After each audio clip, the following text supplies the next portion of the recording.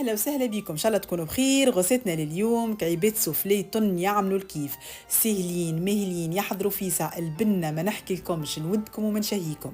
يلا تابعوني نشوفوا مع بعضنا كيف باش نحضروا غوصتنا البنينه ان شاء الله لليوم. نبداو بسم الله. اول حاجه باش نحضرها هي البات سوفلي. دونك نستحق ساشي خميره خبز، مغرفه صغيره سكر، حليب دافي خليتهم يتفاعلوا 5 مينوت، رجعت لهم زدتهم الابيض تاع كعب عظم، الاصفر نستحفظوا بيه باش تحقوه في الاخر، مغرفه صغيره ملح واربع مغارف كبار زيت، كسوا زيت زيتونه ولا زيت نباتي اللي تحبوا انتوما. نزيدوا الفرينه هنا الكل في الكل استعملت 200 مل حليب و500 غرام فرينه، خليتهم تعجنوا بالباهي بالبيتران، سينو تنجموا تعجنوهم زاده بيديكم.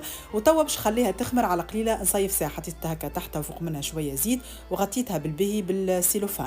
وبعد ما تعديت نصيف ساعة كما تشوفوا ما شاء الله خمرت بالباهي.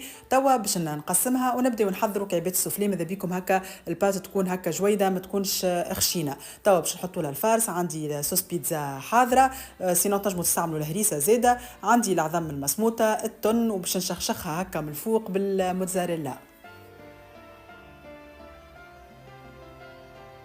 فوالا توا باش نسكروها، نستويو كعيبتنا بالكدا بالكدا، ناخذوا فرشيطه وننزلوا عليها باش ما تتحلش، ونكملوا باقي الكعيبات الكل بنفس الطريقه.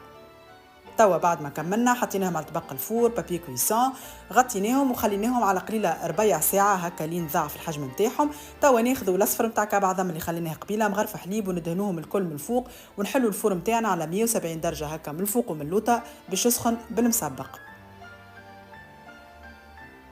نزينوهم توا هكا بشويه زيتون مقصوص هكا من الفوق، شويه سينوج وشويه جلجلين، سينو تنجموا تخليهم كما هما ونحطوهم في الفور.